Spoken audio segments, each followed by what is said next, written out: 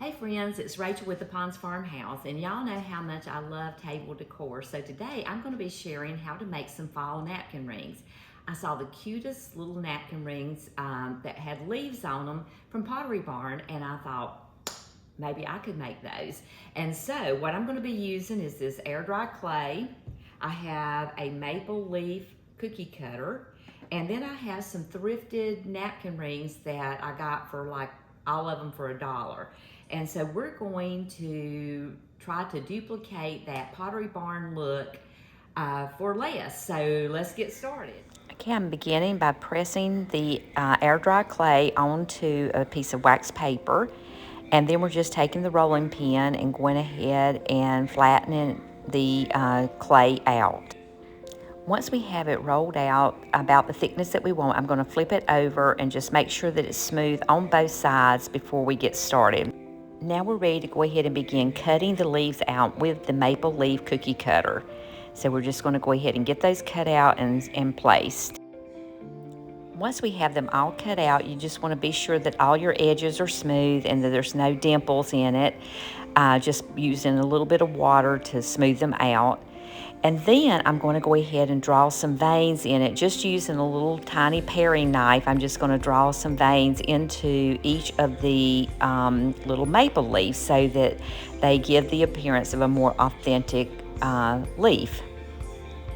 Okay, now we're just going to let them dry, and I'm going to bend the leaves just a little bit to give them a more authentic shape. Friends, I'm back. We've now allowed these maple leaves to dry for 24 hours, and they are very firm now, so they're ready to be painted. So that's the next step, is we're going to be painting those, and then we're going to be attaching them to the napkin rings. However, I've had a change of plans.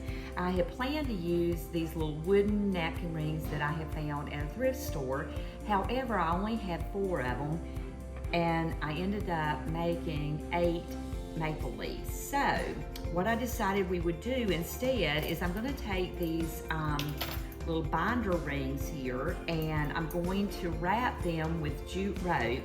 I've already done one just so you can kind of see. This is what it looks like, just wrapped in jute rope, and then we're going to actually glue the maple leaf to it after it has been painted. So that is the plan. So I'm going to first of all show you how I'm making the napkin rings here, and then I'll show you how I'm doing the painting technique on the actual maple leaves, and then we'll put them together. So let's get started. Okay, first just open up your ring and secure the rope to the end of it. I just used a little piece of tape to hold it there, and then you just want to wrap until you've got it almost completely covered, and then put the ring back together and continue to wrap until you have no silver showing. Then just take a little bit of glue to secure the end of your rope, and you have a complete napkin ring.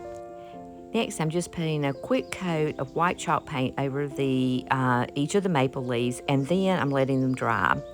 Once they're dry, I place a little bit of metallic gold paint on the edges and around the tips of it, just to give it a little accent there.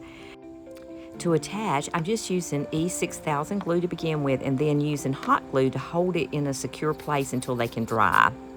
Once they're dry, I'm then putting a coat of clear matte sealer over them to protect the finish. And we're done.